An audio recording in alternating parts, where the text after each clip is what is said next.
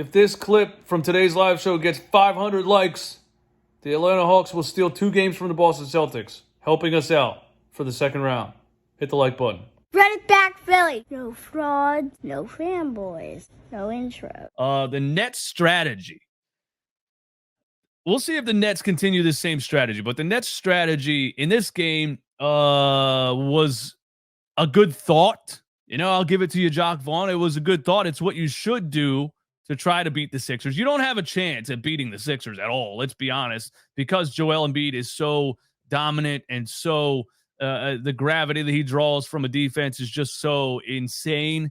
There's really nothing you can do. You can't guard him one-on-one. You know that. You saw a specific play where Joel ended up with Nick Claxton on him under the rim. I think it only happened one time in the game, and I was on the live stream just saying, automatic bucket. You might as well just, like an intentional walk in baseball. If you could just point to the official and say, okay, you got us, give him the point.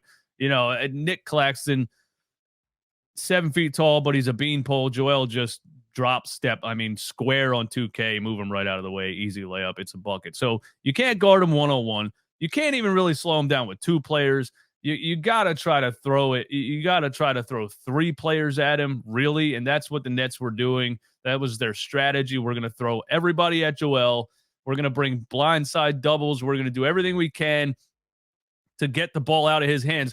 But for the first time, I feel like, for the first time in Joel Embiid's 8-year career, he has players on the perimeter that can actually make teams pay when they throw the kitchen sink at him. I personally went on Fox Bet. I put $10 on a Joel Embiid triple-double, would have paid out $1,000. Didn't happen, but it could happen. And I just told my girlfriend earlier, I'm putting $10 on a Joel Embiid triple-double every game of this series because it could happen because the Brooklyn Nets strategy is just triple-team Joel and make him pass the ball. So if he's passing the ball a lot, I think he could maybe squeak out one of those 10 assist games. We'll see. I'm willing to put $10 up every game to try to win 1,000 on that. But yeah, that's the Nets strategy, and it didn't work because the Sixers finally have perimeter players who can make plays and make a team pay for doubling, tripling, throwing the kitchen sink at Joel Embiid. And that's why I don't like when people say Joel hasn't been able to get them to the second round. Is he really a superstar? He hasn't been able to get them past the second round. He needs to get them past the second round. It's not like a player. It's not like a small forward. It's not like a ball-dominant perimeter player leading a team. It's not like a Michael Jordan or a Kobe Bryant. This is a center. He scores all of his points in the paint. He has a mid-range game, yes. He can shoot threes, yes, but realistically, he's a center. And if teams succeed at throwing doubles and triples at him, and you got Ben Simmons on the perimeter, you got Jimmy Butler who shoots 25% from 3, you got Al Horford out there. You know what I mean? Those were the worst spaced teams ever. And they could dominate in the regular season because Joel is that good. But when it came to the playoffs and it came to teams like the Toronto Raptors at the time with Marc Gasol and all those guys, they could double, triple team him and take him out of the game because they couldn't spread the floor. You had a point guard who won't shoot. Joel finally, for the first time in his 8-year career, has players on the perimeter that can make a team pay for doubling and tripling, and you saw it last night. You saw it yesterday. They had 13 three-pointers in the first half. That's the most first-half three-pointers by the Sixers since 2002. So, we'll see. Maybe the Nets switch it up and now try to say, okay, that didn't work. Let's fan out a little bit. Let's lessen the doubles on Joel, and then Joel's going to have a 55-point quadruple-double. There's nothing they can do. It's over. It's over. It doesn't matter what they do. Joel's going for 50, or they're doubling and tripling, and Harden's going for 21 and 13. Maxi's going for 20. Tobias Harris, nothing they can do. It's over. It's over. I thought the Sixers team defense was great. I thought the rotations were great. The switches, everybody was giving 110% effort. I thought the communication was great. I really didn't see a lot of lapses in defense. What's next? Doc Rivers lineups. Doc Rivers lineups in this game were perfect. They were perfect. And again, I don't want to make this sound like this is some kind of genius thing. I do like what he started doing towards the end of the season, which is take Harden off the floor first. Then you got that lineup of Maxey and Embiid with a couple of bench players, Jalen McDaniels, George Niang, and so on. And they run like the end of the first quarter, and then Harden comes in the second quarter with that Black Air Force One lineup. You know what it is: Paul Reed, Daniel House Jr., Jalen McDaniels is in there sometimes, DeAnthony Melton, George Niang is in there. George Niang got into foul trouble, and Daniel House Jr. got in the game. I don't know if House will get much playoff run, but when Niang gets in early foul trouble, Daniel House is the guy that slides in there. So I like that rotation of Maxey and Embiid with the bench at the end of the first quarter. And then the second quarter, he goes Harden with the bench lineup, because I think Paul Reed is a perfect rim running center for James Harden to play with. And I like watching them together. And he's staggered them back and forth. You know, that's why Shake Milton didn't play at all. And I think I've said that throughout the season. I think that's kind of the key is having one of Maxey or Harden on the floor at all times. And you know, in the Maxey lineups where Harden's not out there, you're relying on Tyrese Maxey's facilitating ability. And I think he did a decent job in this game. The Nets did not have good defense in the game pretty much whatsoever. And in the fourth quarter, they got smoked. There was a play in the third or the fourth where Maxey brings the ball up, calls his own play. He went like this. I don't know what this means, but this is the play that he called. He gives the ball to DeAnthony Melton, comes off a pin down screen up. Maxey gives him the ball. Melton then drives baseline and kicks it back to Maxey. And it ended up two defenders on DeAnthony Melton. Maxey was wide open. And when Maxey's wide open, what is it? It's a layup. Maxey's automatic from three at this point. Maxey's automatic from three. It's crazy.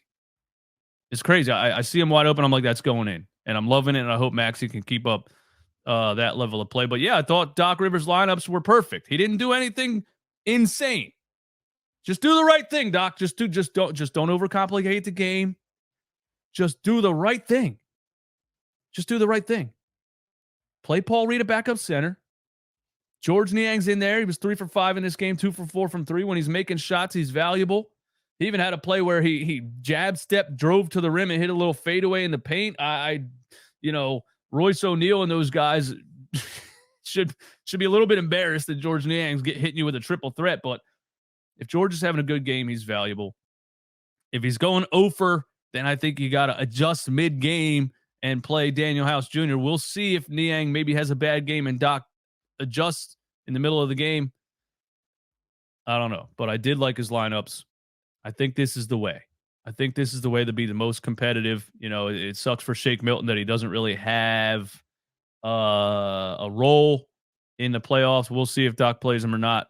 But yeah, I thought his lineups were great. Again, Joel Embiid was, if you look at the box score, you know, people that didn't watch the game, they're going to say Joel didn't have a great game. But you could see from what it was from the jump, again, doubles, triples, every time he touches the ball. He really couldn't get many shots off. I think he had 7 field goal attempts in the first half, and the rest of the team made him pay. The Nets strategy is just not going to work.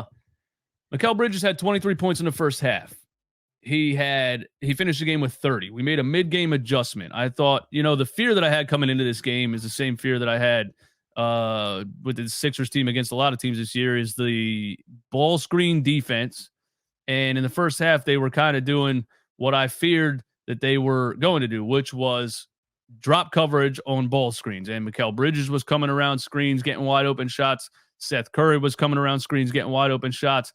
And we adjusted, the thing that I haven't seen us really do this season. You know, Zach LaVine drops 44 on 11 3-pointers. CJ McCollum dropped 41 on 10 3-pointers, something like that, because we didn't adjust in the second half of those regular season games. We adjusted in the second half of this game. We started bringing Joel more towards the 3-point line on the screens. And all of a sudden, you know, really flashing. A lot of times I saw doubles on Mikal Bridges, which, again, shout out to Mikal Bridges. This kid is going to be a star.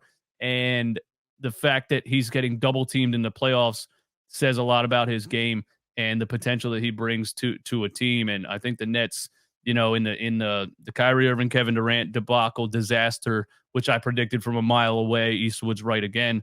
They got Mikal Bridges out of it. So shout out to Mikal. But yeah, we started doubling him, because what do the Nets really have? If Mikal Bridges is going off for 23 points in the first quarter, okay, let's just take him out of the game. Let's just play higher up on the screens. Let's start flashing around the screens and making him get rid of the ball. Who else is going to score? Spencer Dinwiddie? Come on, man. Royce O'Neal? Who? Someone tell me. So I like the adjustment to Mikal Bridges. 23 points in the first half, only 7 in the second half. We took him out of the game, and the Nets had nothing else, and that in the fourth quarter it was over.